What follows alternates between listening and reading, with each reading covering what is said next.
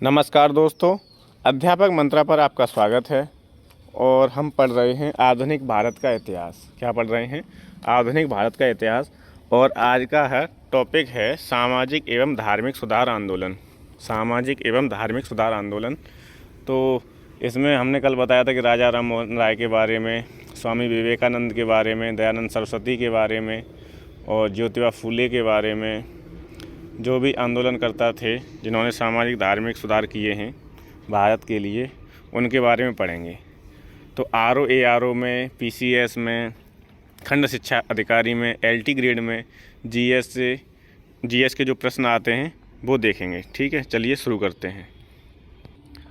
पहला प्रश्न है, 19वीं शताब्दी के धर्म एवं समाज सुधार आंदोलन ने जनसंख्या के किस वर्ग को मुख्यतः आकर्षित किया था? पहला है बुद्धिजीवी वर्ग, नगरीय उच्च जातियाँ, और थर्ड है निर्धन सर्वसाधारण वर्ग, उदार रजवाड़े।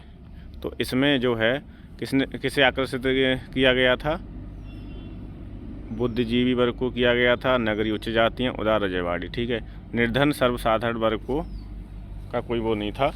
तो इसका देखेंगे फर्स्ट, सेकंड और फोर्थ किस में है, विकल्पों में देखते हैं। फर्स्ट, सेकंड और फोर्थ है डी में, तो इसका उत्तर क्या हो जाएगा? डी। इसका उत्तर क्या हो जाएगा? डी हो जाएगा। व्याख्या देखेंगे। 19वीं शताब्दी के धार्मिक एवं सामाजिक सुधार आंदोलनों का भारत के आधुनिक इतिहास में विशेष स्थान है। इन आंदोलनों ने बुद्धिजीवियों और मध्यम वर्ग को सर्वाधिक प्रभावित किया। निर्धन सर्वसाधारण वर्ग इन आंदोलनों से लगभग अप्रभावित ही रहा। बुद्धिजीवी, नगरीय उच्च जातियाँ एवं उदार रजवाड़े इन आंदोलनों से प्रभावित थे। अगला प्रश्न है, भारत का 19वीं सदी, इसका प्रश्न कटा हुआ है, सॉरी, व्याख्या देख लेना इसकी। प्रश्न तो इसका गायब है। 19वीं शताब्दी के धार्मिक एवं सामाजिक सुधार आंदोलनों का भारत के आधुनिक इतिहास में विशेष स्थान है। इस आंदोलन ने बुद्धिजीवियों और मध्यम वर्ग को सर्वाधिक प्रभावित किया। इन सामाजिक आंदोलनों के कारण भारत का आधुनिकीकरण प्रारंभ हुआ। इसके मूल में बुद्धिवादी तथा वैज्ञानिक दृष्टिकोण निहित थे, जो आधुनिकीकरण के आधार स्तंभ माने जाते हैं। ठीक है, तो इसमें ए और आर दोनों सही हैं, और ए जो कथन होगा इसमें वो सही व्याख्या है आर की। ठीक है, तो कथन इसमें यही होगा कि जो सामाजिक सुधार आंदोलन थे उससे कौन प्रभावित रहा है, तो वही बुद्धिजीवी प्रभावित हुए थे और मध्यम वर्ग प्रभावित हुआ था। ठीक है, चलिए अगला प्रश्न देखते हैं।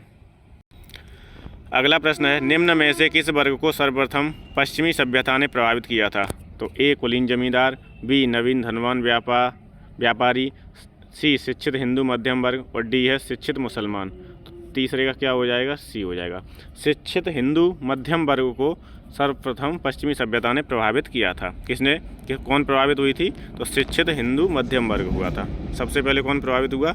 शिक्षित हिंदू मध्यम वर्ग। चलिए अगला प्रश्न देखते हैं, व्याख्या देखते हैं पहले। ठीक है, शिक्षित हिंदू मध्यम वर्ग को सर्वप्रथम पश्चिमी सभ्यता ने प्रभावित किया। नवीन पाश्चात्य शिक्षित वर्ग तर्कवाद, विज्ञानवाद तथा मानववाद से बहुत प्रभावित हुआ। भारतीय समाज एवं धर्म सुधारकों ने इस नवज्ञान से प्रभावित होकर भीतर से हिंदू धर्म और समाज को सुधारने का प्रयत्न किया और अंधविश्वासों, मूर्ति पूजा तथा तीर्थ यात्रा आदि को तर्क के तराजू में तौलकर धार्मिक एवं सामाजिक सुधार किए थे। अगला प्रश्न है, निम्न महापुरुषों में कौन भारतीय जागृति का जनक कहलाता है? भारतीय जागृति का जनक कौन कहलाता है? विवेकानंद, स्वामी राजा राम मोहन राय, रविंद्रनाथ टैगोर या दयानंद सरस्वती। तो भारतीय जागृति के जनक कौन कहे जाते हैं? राजा राम मोहन राय। भारतीय जागृति के जनक, पुनर्जागरण के जनक किसे कहा जाता है? राजा राम मोहन राय को। राजा राम मोहन राय को भारतीय पुनर्जागरण का पिता, भारतीय राष्ट्रवाद का पैगंबर, अतीत और भविष्य के मध्य सेतु, भारतीय राष्ट्रवाद का जनक, आधुनिक भारत का पिता और प्रथम आधुनिक पुरुष तथा युगदूत कहा जाता है। मतलब ये इनके उपनाम हैं। अगर आ जाए कि भारतीय पुनर्जागरण का पिता किसे कहा जाता है, तो राजा राम मोहन राय को। भारतीय राष्ट्रवाद का पैगंबर, तब भी राजा राम मोहन राय। अतीत और भविष्य के मध्य सेतु किसे कहा जाता है? राजा राम मोहन राय को। आधुनिक भारत का पिता राजा राम मोहन राय। भारतीय राष्ट्रवाद का जनक, तो भी राजा राम मोहन राय। मतलब ये इनके उपनाम है, इन नामों से इन्हें जाना जाता है, तो याद रखेंगे इसे। ठीक है, अगला प्रश्न है, भारतीय राष्ट्रवाद का जनक किसे माना जाता है? तो भारतीय राष्ट्रवाद का जनक राजा राम मोहन राय को माना जाता है। ठीक है, अभी हमने पढ़ा था, देखो ये भारतीय राष्ट्रवाद का जनक किसे कहा जाता है? राजा राम मोहन राय को। विकल्प में है नहीं, गोपाल कृष्ण गोखले हैं, बाल गंगाधर तिलक, श्रीनाथ बनर्जी। तो 5 का क्या हो जाएगा? डी, उपरोक्त में से कोई नहीं, उपरोक्त में से कोई नहीं। किसको भारतीय पुनर्जागरण का पिता कहा जाता है? राजा राम मोहन राय, दयानंद सरस्वती, स्वामी विवेकानंद, रामकृष्ण परमहंस। तो पुनर्जागरण का पिता किसे कहा जाता है? राजा राम मोहन राय को। ठीक है, आप जो ये स्क्रीनशॉट ले लो, इसका क्या क्या कहा जाता है राजा राम मोहन राय को। ठीक है, फिर एक बार उसे देखते रहो, फिर याद हो जाएगा क्या क्या इनके उपनाम हैं। भारतीय पुनर्जागरण आंदोलन के पिता कौन थे? बाल गंगाधर तिलक, दयानंद सरस्वती, सदानंद या राजा राम मोहन राय। तो भारतीय पुनर्जागरण के पिता राजा राम मोहन राय थे। ठीक है, अगर रिपीट होगा इसी टाइप का तो मैं डायरेक्ट उत्तर बता दूंगा। ठीक है, भारतीय पुनर्जागरण आंदोलन के पिता कौन थे? राजा राम मोहन राय। भारत में पुनर्जागरण आंदोलन का अग्रणी दूत कौन था? तो वो कौन थे? राजा राम मोहन राय। कौन थे? राम मोहन राय। भारतीय पुनर्जागरण आंदोलन के अग्रणी दूत राजा राम मोहन राय। अगला प्रश्न है, भारतीय राष्ट्रवाद का पैगंबर किसे माना जाता है? तो भारतीय राष्ट्रवाद का पैगंबर किसे माना जाता है? राजा राम मोहन राय को। किसे माना जाता है? राजा राम मोहन राय को। भारत का प्रथम आधुनिक पुरुष किसे माना जाता है? नाना साहब, एओ ह्यूम, राजा राम मोहन राय, स्वामी विवेकानंद। तो आधुनिक पुरुष भी किसे कहा जाता है? राजा राम मोहन राय को। इनके जो नाम हैं, राजा राम मोहन राय को क्या क्या कहा जाता है, इन्हें एक जगह लिख लीजिए और फिर रिवीजन कर लीजिए। 10 प्रश्न हो गए, इसमें 7-8 तो इसी तरीके के पूछे गए। राजा राम मोहन राय द्वारा स्थापित प्रथम संस्था पूछिए। प्रथम संस्था इनमें से कौन सी थी? तो कौन सी थी? वो आत्मीय सभा थी। कौन सी संस्था थी? प्रथम संस्था आत्मीय सभा की स्थापना राजा राम मोहन राय ने सबसे पहले की थी। किसकी? आत्मीय सभा की। चलो व्याख्या देखते हैं इसकी। व्याख्या है, धर्म हिंदू के एकेश्वरवादी मत का प्रचार करने के लिए 1815 ईस्वी में राजा राम मोहन राय ने अपने युवा समर्थकों के सहयोग से आत्मीय सभा की स्थापना की। राजा राम मोहन राय द्वारा स्थापित यह प्रथम संस्था थी। तो आत्मीय सभा की स्थापना कब हुई थी? 1815 में। कब हुई थी? 1815 में।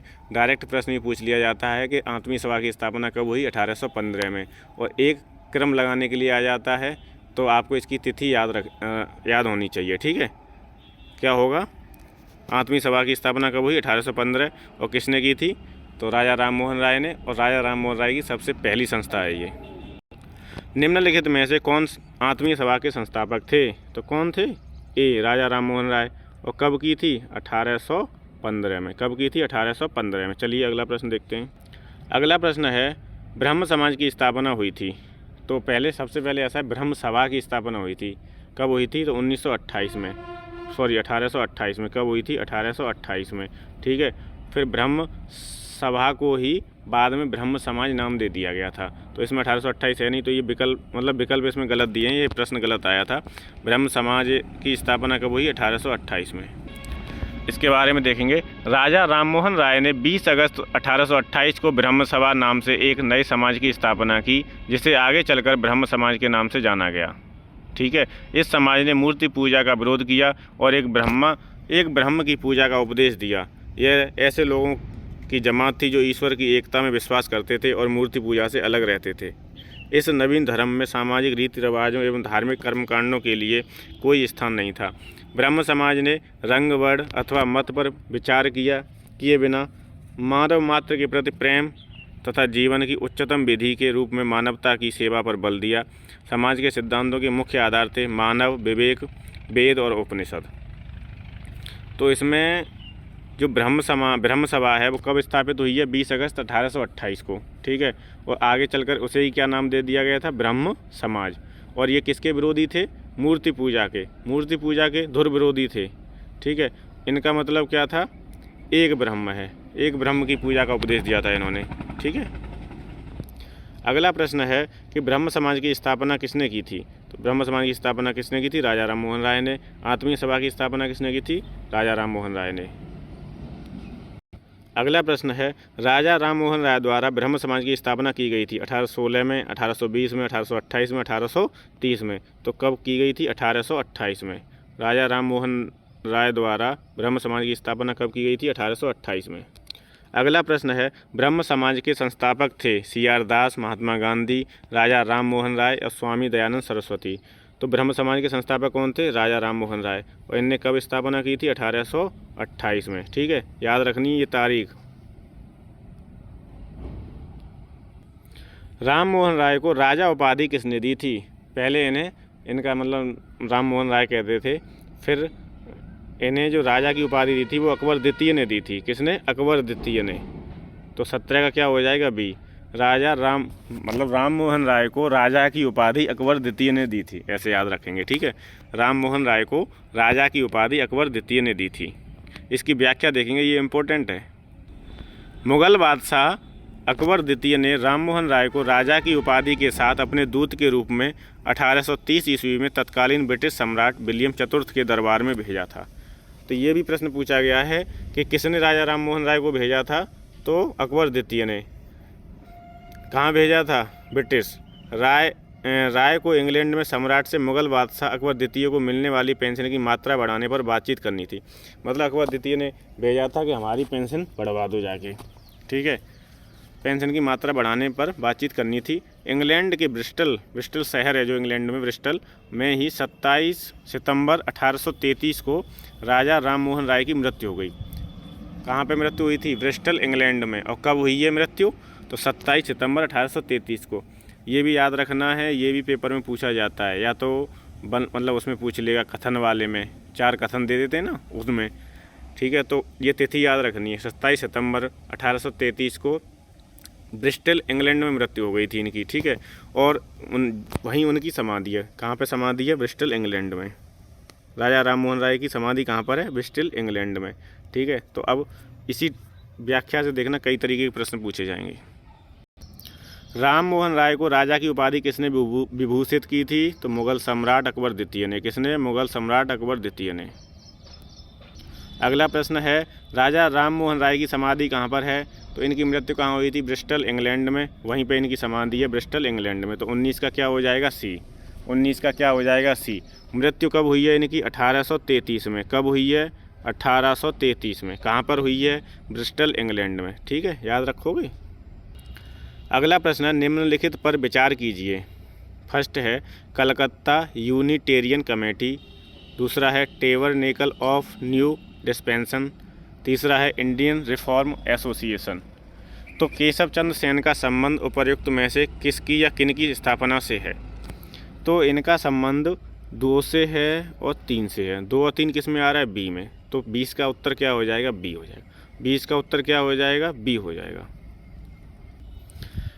केशव चंद्र सेन महान समाज सुधारक तथा राष्ट्रवादी व्यक्ति थे। केशव चंद्र का जन्म 19 नवंबर 1838 को एक बंगाली परिवार में हुआ था। वे 1857 ईस्वी में ब्रह्म समाज में सम्मिलित हुए। 24 जनवरी 1868 को केशव चंद्र सेन ने टेबरनेकल ऑफ न्यू डिस्पेंसन नामक संघ की स्थापना की। तो इसकी तिथि याद रखेंगे, कब करी थी? कब की थी? 1868 में। ठीक है, संस्था क्या नाम है इसका? संघ का टेबरनेकल ऑफ न्यू डिस्पेंसन नामक संघ की स्थापना की किसने? केशव चंद्र सेन ने। 1870 ईस्वी में केशव चंद्र सेन ने हिंदू पुनर्रचना के प्रवक्ता के रूप में इंग्लैंड की यात्रा की। 1870 ईस्वी में इंग्लैंड से वापस लौटने पर केशव चंद्र सेन ने 29 अक्टूबर 1870 को इंडियन रिफॉर्म एसोसिएशन नामक संस्था का गठन किया। इसकी सदस्यता सभी जाति और धर्म के लोगों के लिए खुली थी और संस्था की ओर से सुलभ समाचार नामक पत्र भी निकाला गया। जबकि कलकत्ता यूनिटेरियन कमेटी का गठन 1823 में राजा राम मोहन राय, द्वारिकानाथ टैगोर और विलियम एडम द्वारा किया गया था। तो आपका अब ये काम है कि ये संस्था लिखो। पहले तो कौन सी लिखोगे? टेबरनेकल ऑफ न्यू डिस्पेंसन लिखो। इसके आगे इसकी तिथि लिखोगे 1870, और किसने की थी? केशव चंद्र सेन ने। ठीक है, एक लिख गई। दूसरी फिर लिखोगे आप इंडियन रिफॉर्म एसोसिएशन, कब? 1870 में, और इसके संस्थापक भी कौन है? केशव चंद्र सेन। अगली याद रखोगे ये Calcutta Unitarian committee. Calcutta Unitarian committee, इसकी तिथि लिखोगे 1823 में हुई थी इसकी स्थापना। संस्थापक सदस्यों में कौन थे? तो राजा राम मोहन राय थे, द्वारिकानाथ टैगोर थे और विलियम एडम थे। ठीक है, ऐसे इन तीनों संस्थाओं को आप याद कर लोगे। भारतीय ब्रह्म समाज के संस्थापक थे देवेंद्रनाथ टैगोर, ईश्वर चंद्र विद्यासागर, केशव चंद्र सेन और राजा राम मोहन राय। देख सकते हो कितना इंपॉर्टेंट प्रश्न है। 21 का क्या हो जाएगा? सी। 21 का क्या हो जाएगा? सी। भारतीय ब्रह्म समाज की स्थापना किसने की थी? केशव चंद्र सेन ने। और ब्रह्म समाज की स्थापना किसने की है? राजा राम मोहन राय ने। राजा राम मोहन राय ने ब्रह्म समाज की स्थापना की थी। भारतीय ब्रह्म समाज की केशव चंद्र सेन ने की थी। व्याख्या देखेंगे। भारतीय ब्रह्म समाज के संस्थापक केशव चंद्र सेन थे। देवेंद्रनाथ ने 1865 ईस्वी में केशव चंद्र सेन से आचार्य की उपाधि छीन ली। फलस्वरूप केशव चंद्र सेन मौलिक ब्रह्म समाज से अलग हो गए और देवेंद्रनाथ टैगोर के तहत समाज की मूल शाखा ने स्वयं को आदि ब्रह्म समाज के नाम से पुकारा। आचार्य केशव चंद्र सेन के नेतृत्व वाले गुट ने अपने को भारतीय ब्रह्म समाज या नवीन ब्रह्म समाज नवविधान का नाम दिया। 1878 ईस्वी में नवीन ब्रह्म समाज में पुनः फूट पड़ी जब केशव चंद्र सेन द्वारा अपनी 13 वर्षीय पुत्री का विवाह कूच बिहार के राजा से किए जाने के विरोध में आनंद मोहन बोस एवं विश्वनाथ शास्त्री द्वारा साधारण ब्रह्म समाज की स्थापना की गई। तो इसमें एक तो हो गया साधारण ब्रह्म समाज, एक हो गया केवल ब्रह्म समाज, एक हो गया आदि ब्रह्म समाज। ठीक है, तो अगर साधारण ब्रह्म समाज पूछे किसने स्थापना की तो दो लोग हैं, आनंद मोहन बोस और शिवनाथ शास्त्री। इन दोनों ने किसकी स्थापना की है? साधारण ब्रह्म समाज की। किसकी स्थापना की है? साधारण ब्रह्म समाज की। आदि ब्रह्म समाज पूछेगा तो कौन है? केशव चंद्र सेन। कौन है? केशव चंद्र सेन। आचार्य केशव चंद्र सेन के नेतृत्व वाले गुट ने अपने को भारतीय ब्रह्म समाज या नवीन ब्रह्म समाज का क्या कहा? इन्हें भारतीय ब्रह्म समाज या नवीन ब्रह्म समाज नाम दिया। और 1878 में फिर से फूट पड़ गई इसमें। तब केशव फूट पड़ गई। फिर जो गठन हुआ वो हुआ था साधारण ब्रह्म समाज का, और वो किसने किया था? आनंद मोहन बोस और शिवनाथ शास्त्री ने। अब आपको इतना याद रखना है कि ब्रह्म समाज की स्थापना पूछेगा तो राजा राम मोहन राय, आदि ब्रह्म समाज की पूछेगा तो केशव चंद्र सेन, और साधारण ब्रह्म समाज की पूछेगा तो आनंद मोहन बोस एवं शिवनाथ शास्त्री होगा। ठीक है।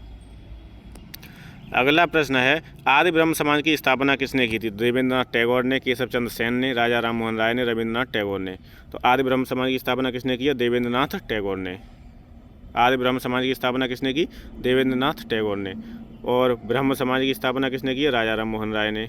किसने? राजा राम मोहन राय ने। और भारतीय ब्रह्म समाज की स्थापना किसने की है? केशव चंद्र सेन ने। भारतीय ब्रह्म समाज की स्थापना किसने की है? केशव चंद्र सेन ने। अगला प्रश्न है, ब्रह्म समाज का सिद्धांत आधारित है नास्तिकता पर, अद्वैतवाद पर, एक देववाद पर और बहुदेववाद पर। तो ये बताया था, ये एक देववाद पे आधारित है। ब्रह्म समाज किस पर आधारित है? एक देववाद पर आधारित है और मूर्ति पूजा का विरोधी है। किसका विरोधी है? मूर्ति पूजा का। अगला प्रश्न देखेंगे, राजा राम मोहन राय ने निम्न में से किसका विरोध नहीं किया? बाल विवाह का, सती प्रथा का, पाश्चात्य शिक्षा का, मूर्ति पूजा का। तो राजा राम मोहन राय ने बाल विवाह का भी विरोध किया है, सती प्रथा का भी किया है, मूर्ति पूजा का भी किया है, पाश्चात्य शिक्षा का कोई विरोध नहीं किया। किसका? पाश्चात्य शिक्षा का राजा राम मोहन राय ने कोई विरोध नहीं किया है। तो 24 का क्या हो जाएगा? सी। 24 का क्या हो जाएगा? सी। अगला प्रश्न है, निम्न में से किसे राम मोहन राय के धार्मिक सामाजिक विचारों के विरोध से में प्रारंभ किया गया? किसे राम मोहन राय के धार्मिक सामाजिक विचारों के विरोध में प्रारंभ किया गया था? तो कौन सी पत्रिका है वो? दिग्दर्शन, समाचार चंद्रिका, संवाद कौमुदी और बंगाल गजट। ठीक है, तो संवाद कौमुदी तो खुद राजा राम मोहन राय की है, बंगाल गजट पर बताया था मैंने, पहला समाचार पत्र है। तो इसका उत्तर होगा 25 का बी। क्या हो जाएगा? बी। समाचार चंद्रिका को राजा राम मोहन राय के धार्मिक सामाजिक विचारों के विरोध में प्रारंभ किया गया था, उसका नाम है समाचार चंद्रिका। व्याख्या देखेंगे, राम मोहन राय के धार्मिक सामाजिक विचारों के विरोध में भवानी चरण बंदोपाध्याय ने 1822 में समाचार चंद्रिका पत्रिका का प्रकाशन शुरू किया था। ठीक है, कब किया था? 1822 में। और कौन है? भवानी चरण बंदोपाध्याय। भवानी चरण बंदोपाध्याय। ब्रह्म समाज के बारे में निम्नलिखित में से कौन से कथन सही हैं? इसने मूर्ति पूजा का विरोध किया। दूसरा है, धार्मिक ग्रंथों की व्याख्या के लिए इसने पुरोहित वर्ग को अस्वीकारा। और तीसरा है, इसने इस सिद्धांत का प्रचार किया कि वेद त्रुटिहीन हैं। तो इसमें 1 और 2 सही है। कौन सा सही है? पहला भी सही है, दूसरा। और पहला दूसरा किस में आ रहा है? बी में। तो इसका उत्तर क्या हो जाएगा? बी। पहला क्या हो जाएगा? 26 का बी। ब्रह्म समाज की स्थापना राजा राममोहन राय द्वारा 1828 में की गई थी। इसके प्रमुख सिद्धांत निम्न थे। कौन कौन से सिद्धांत हैं? तो एकेश्वरवाद पर विश्वास एवं हिंदू धर्म की कुरीतियों से मुक्त कराना, मूर्ति पूजा का विरोध तथा पुरोहितों के वर्चस्व पर कुठाराघात, और तीसरा है स्त्रियों की स्थिति सुधारना। स्त्रियों की स्थिति सुधारना, ये 3 इनके मुख्य सिद्धांत थे। 19वीं शताब्दी के उत्तरार्ध में नव हिंदूवाद नियो हिंदुइज्म के सर्वश्रेष्ठ प्रतिनिधि थे। कौन प्रतिनिधि थे? तो ये थे स्वामी विवेकानंद। नव हिंदूवाद के सर्वश्रेष्ठ प्रतिनिधि कौन थे? स्वामी विवेकानंद। अगला प्रश्न है, विवेकानंद ने शिकागो में आयोजित पार्लियामेंट ऑफ वर्ल्ड रिलीजन्स में भाग लिया था। तो कब लिया था? ये प्रश्न बहुत इंपॉर्टेंट है। 1893 में। कब लिया था? 1893 में। आरओ हो चाहे पीसीएस, कई बार परीक्षाओं में पूछा गया है। ठीक है, वनडे एग्जाम के लिए तो इम्पोर्टेंट है ही है। तो 28 का क्या हो जाएगा? सी। 1893 में शिकागो में भाग लिया था। कहाँ पे भाग लिया था? शिकागो में। अगला प्रश्न देखेंगे, स्वामी विवेकानंद ने शिकागो में आयोजित विश्व धर्म सम्मेलन में अपना भाषण कब दिया था? तो 1893 में। कब दिया था? 1893 याद रखना है। ऑप्शन में 1893 है नहीं, इसलिए प्रश्न गलत हो गया। ठीक है, क्या गलत हो गया? प्रश्न तो सही है, मतलब विकल्प नहीं है तो बन नहीं पाया, तो स्टार लगाए, गलत हो गया। ठीक है, मध्य प्रदेश पीसीएस में आया था। किस वर्ष स्वामी विवेकानंद ने विश्व धर्म संसद में भाग लिया था? तो 1893 में। कब लिया था? 1893 में। 1893 में। प्रश्न ये भी पूछा जा सकता है कि विश्व धर्म संसद में किसने भाग लिया था? तब आपका उत्तर होगा स्वामी विवेकानंद। और कब लिया था? तो 1893 में लिया था। ठीक है, अगला प्रश्न है, इनमें से किसने 1893 में शिकागो में आयोजित धर्म संसद में भाग लिया था? अब देखो प्रश्न की जो प्रकृति है वो क्या है? आपने याद किया था शिकागो में लिया था और 1893 में, वो उसने प्रश्न में दे दिया, उल्टा हो गया। तो आप अब बताओगे कि 1893 में शिकागो में आयोजित धर्म संसद में भाग किसने लिया था? तो स्वामी विवेकानंद ने। एक लाइन में याद कर लो, स्वामी विवेकानंद ने 1893 में शिकागो में आयोजित हिंदू धर्म संसद में भाग लिया था। ठीक है, अगला प्रश्न है, व्यावहारिक वेदांत के प्रतिपादक कौन थे? व्यावहारिक वेदांत के प्रतिपादक कौन थे? तो विवेकानंद जी थे। कौन थे? विवेकानंद, स्वामी विवेकानंद। 33 का क्या हो जाएगा? डी। 33। इनमें से किस प्रख्यात समाज सुधारक ने ज्ञान योग, कर्मयोग तथा राजयोग नामक पुस्तकें लिखी हैं? ज्ञान योग, कर्मयोग, राजयोग पुस्तक किसकी हैं? स्वामी विवेकानंद की। 34 का क्या हो जाएगा? ए। 34 का क्या हो जाएगा? ए। व्याख्या देखेंगे, इंपॉर्टेंट है। स्वामी विवेकानंद ने ज्ञान योग, कर्मयोग तथा राजयोग नामक पुस्तकें लिखीं। 1893 ईस्वी में शिकागो गए, जहां उन्होंने वर्ल्ड पार्लियामेंट ऑफ रिलीजन्स, जिसे हम हिंदी में कहेंगे विश्व धर्म संसद में, अपना सुप्रसिद्ध भाषण दिया। 1897 ईस्वी में इन्होंने रामकृष्ण मिशन की स्थापना की। अब प्रश्न पूछा जाएगा, रामकृष्ण मिशन की स्थापना किसने की? स्वामी विवेकानंद ने। और कब की थी? तो 1897 में। कब की थी? 1897 में। अगला प्रश्न है, रामकृष्ण मिशन की स्थापना किसने की थी? तो स्वामी विवेकानंद ने। किसने की थी? स्वामी विवेकानंद ने। कब की थी? 1897 में। याद रखोगे तारीख भी। ठीक है, 1897 में रामकृष्ण मिशन की स्थापना स्वामी विवेकानंद ने की थी।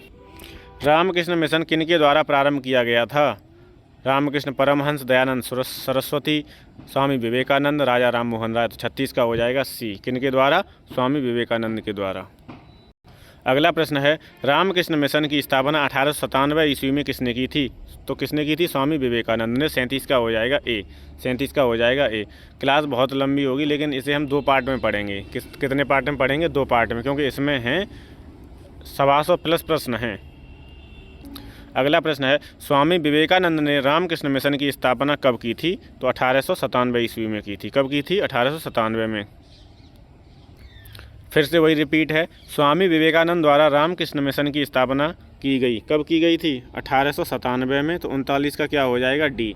चाहे आप MPPCS दे लो, चाहे उत्तराखंड, चाहे उत्तर प्रदेश, और फिर चाहे राजस्थान, सब के लिए इम्पोर्टेंट है ये वाला टॉपिक, सब के लिए है, सब और सब में प्रश्न आते हैं। ठीक है, तो स्वामी रामकृष्ण मिशन की स्थापना 1897 में किसने की थी? स्वामी विवेकानंद ने। कब की थी? 1897 ईस्वी में। 1897 याद रखोगे। अगला प्रश्न है, शारदा मणि कौन थी? तो राजा राममोहन राय की पत्नी या रामकृष्ण परमहंस की पत्नी? तो शारदा मणि रामकृष्ण परमहंस की पत्नी थी। किन की पत्नी थी? रामकृष्ण परमहंस की। 40 प्रश्न हो गए हमारे। अगला प्रश्न है, ईश्वर के बारे में सोचने के लिए मेरे पास वक्त नहीं है क्योंकि अभी इस धरती पर बहुत काम किया जाना है। ये उपर्युक्त कथन किसका है? तो ये कथन किसका है? स्वामी ईश्वर चंद्र विद्यासागर का कथन है। किसका कथन है ये? ईश्वर चंद्र विद्यासागर का। विधवा पुनर्विवाह अधिनियम 1856 जो था उसमें इनका बहुत बड़ा योगदान रहा है। किसका? ईश्वर चंद्र विद्यासागर का। कथन देख लिया, ईश्वर के बारे में सोचने के लिए मेरे पास वक्त नहीं है क्योंकि अभी इस धरती पर ही बहुत काम किया जाना है। किसका कथन है? ईश्वर चंद्र विद्यासागर का। अगला प्रश्न है, ब्रिटिश साम्राज्य पूरी तरह से सड़ चुका है, हर तरह से भ्रष्ट, अत्याचारी व हीन है। यह कथन किनके द्वारा बोला गया था या कहा गया था? तो ये कथन है सिस्टर निवेदिता का। किनका है? सिस्टर निवेदिता का। 42 का उत्तर हो जाएगा ए। क्या हो जाएगा? ए। दयानंद सरस्वती द्वारा स्थापित किया गया था। ब्रह्म समाज, आर्य समाज, प्रार्थना समाज, तो बहुजन समाज। ब्रह्म समाज किसका हो गया? राजा राममोहन राय का। आर्य समाज किसका हो गया? दयानंद सरस्वती का। कब करा था? 1875 में। कब स्थापना की है इसकी? आर्य समाज की 1875 में। किसने की है? दयानंद सरस्वती ने। ये भी इम्पोर्टेंट है। दयानंद सरस्वती, जिनका मूल नाम क्या था? मूल शंकर। क्या नाम था इनका? मूल शंकर, ने अप्रैल 1875 ईस्वी में बम्बई में आर्य समाज की स्थापना की। कहाँ पर की थी? बम्बई में। ये भी पूछा जाता है, आर्य समाज की स्थापना कहाँ हुई थी? बम्बई में। ठीक है। ब्रह्म समाज की स्थापना कहाँ हुई थी? कलकत्ता में। 1875 ईस्वी में बम्बई में आर्य समाज की स्थापना की, जिसका मुख्य उद्देश्य प्राचीन वैदिक धर्म की शुद्ध रूप से पुनः स्थापना करना था। आर्य समाज आंदोलन का प्रसार प्राय पाश्चात्य प्रभावों की प्रतिक्रिया के रूप में हुआ है। 1877 ईस्वी में आर्य समाज का मुख्यालय लाहौर में स्थापित किया गया, जिसके उपरांत आर्य समाज का अधिक प्रचार हुआ। आर्य समाज की स्थापना का वर्ष क्या है? तो 1875 है। 44 का सी हो जाएगा। आर्य समाज की स्थापना वर्ष क्या है? 1875। अगला प्रश्न है, आर्य समाज की स्थापना किसने की थी? तो आर्य समाज की स्थापना की थी दयानंद सरस्वती ने। और कब की थी? 1875 में। अब तो याद हो गया होगा। आर्य समाज 1875, दयानंद सरस्वती। दयानंद सरस्वती। वेदों के पुनरुत्थान का श्रेय किसे जाता है? तो स्वामी दयानंद सरस्वती को। किसे जाता है? स्वामी दयानंद सरस्वती को। वेदों की ओर लौटो किसका नारा है? स्वामी दयानंद सरस्वती का। वेदों की ओर लौटो किसका नारा है? स्वामी दयानंद सरस्वती का। ठीक है।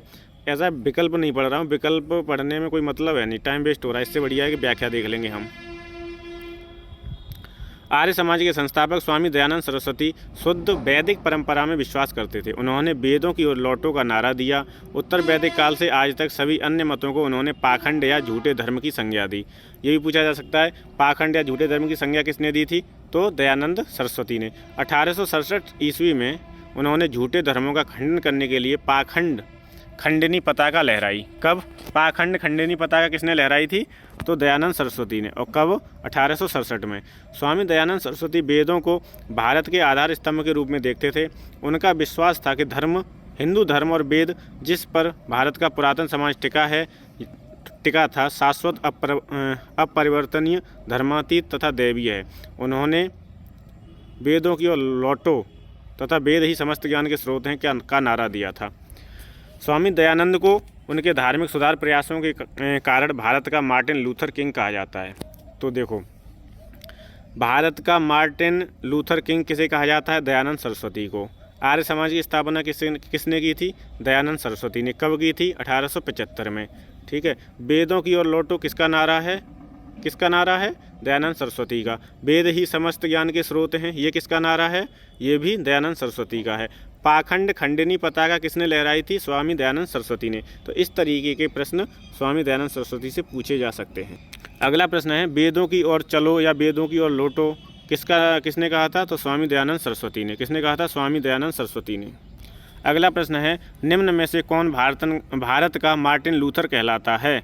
भारत का मार्टिन लूथर किसे कहा जाता है? स्वामी दयानंद सरस्वती को। 48 का हो जाएगा ए। 48 का क्या हो जाएगा? ए हो जाएगा।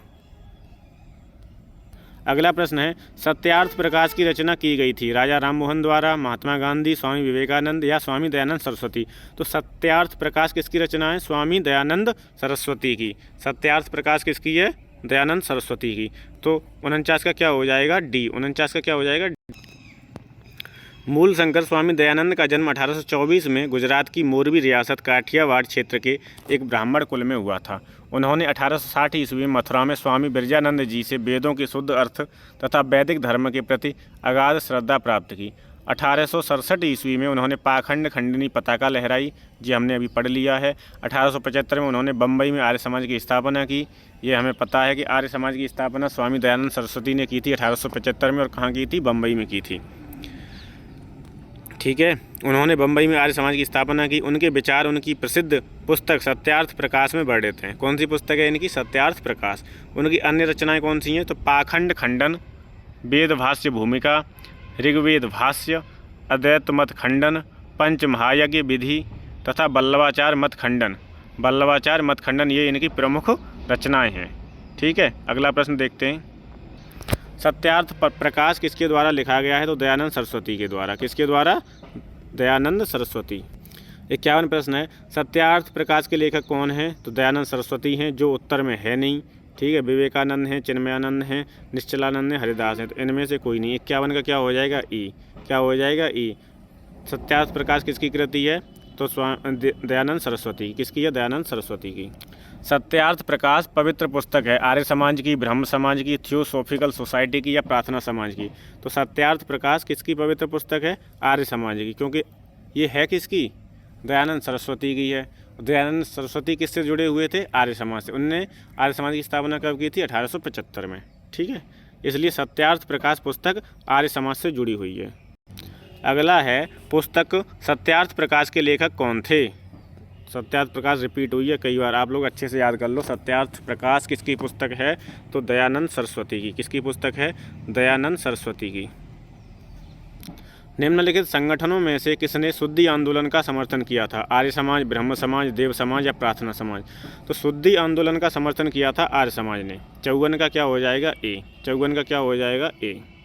अगला प्रश्न है, नीचे दो कथन दिए गए हैं, एक को कथन ए तथा दूसरे कथन कारण आर के रूप में दिया गया है। कथन ए क्या है?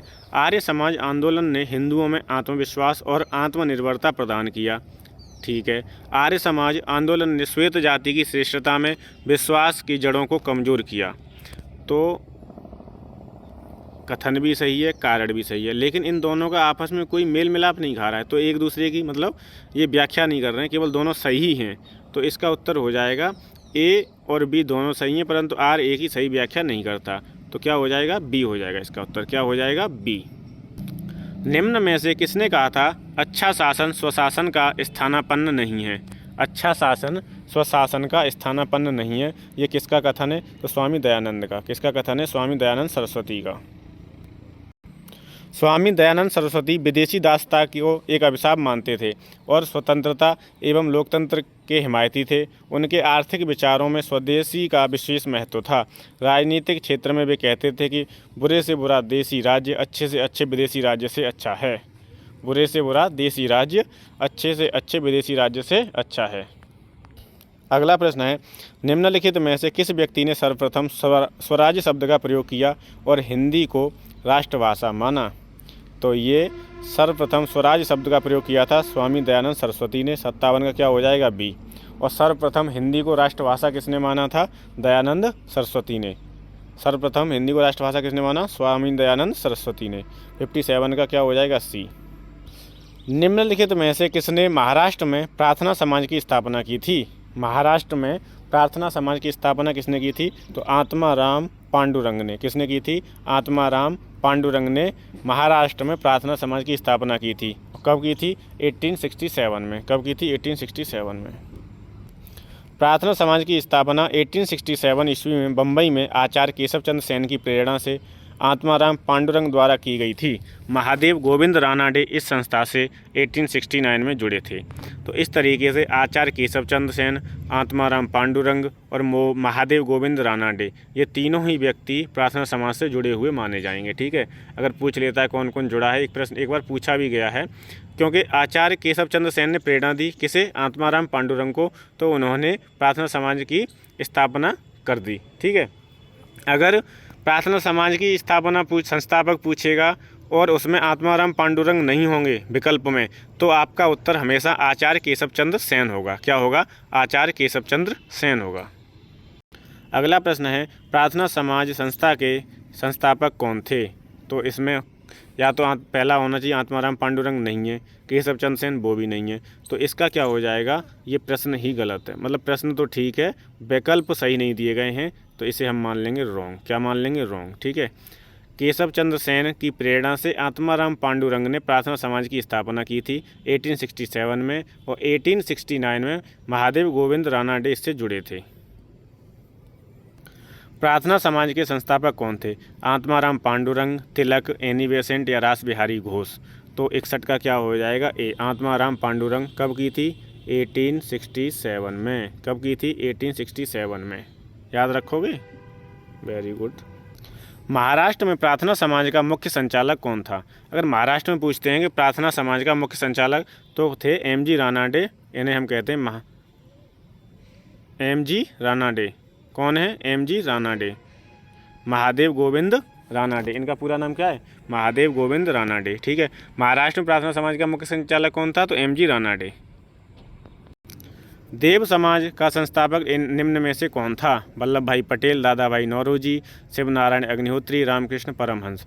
तो देव समाज के कौन थे? शिव नारायण अग्निहोत्री। देव समाज के संस्थापक कौन है? शिव नारायण अग्निहोत्री। ये सब जितने भी हैं ये इम्पोर्टेंट हैं, इनके क्रम पूछ लेगा, कौन से की स्थापना कब हुई थी, और एक तरफ ये दे देगा, ये संगठन दे देगा, देव समाज वगैरह, आर्य समाज हो गया, ब्रह्म समाज, और किसने की थी स्थापना, ये इस तरीके से प्रश्न पूछ लिया जाता है। देव समाज की व्याख्या देखेंगे। देव समाज की स्थापना 1887 ईस्वी में शिव नारायण अग्निहोत्री ने लाहौर में की थी। कहाँ पर की थी? लाहौर में। ये ब्रह्म समाज के पूर्व अनुयायी थे। इस समाज के उपदेशों को देवशास्त्र नामक एक पुस्तक में संकलित किया गया है। इसमें प्रभु की सत्ता, आत्मा की अमरता, गुरु की महत्ता और सत्कार्यों की आवश्यकता पर बल दिया गया है। वर्ष 1913 के बाद शिव नारायण अग्निहोत्री द्वारा अपने द्वितीय पुत्र देवानंद को आध्यात्मिक उत्तराधिकारी नियुक्त करने के बाद इस आंदोलन की सार्वजनिक लोकप्रियता समाप्त हो गई। इससे बस इतना प्रश्न बनेगा कि देव समाज की स्थापना कब हुई थी? तो 1887 ईस्वी में। और किसने की थी? शिव नारायण अग्निहोत्री ने। और कहाँ पर की थी? लाहौर में। तो आप एक लाइन याद रख लो बस।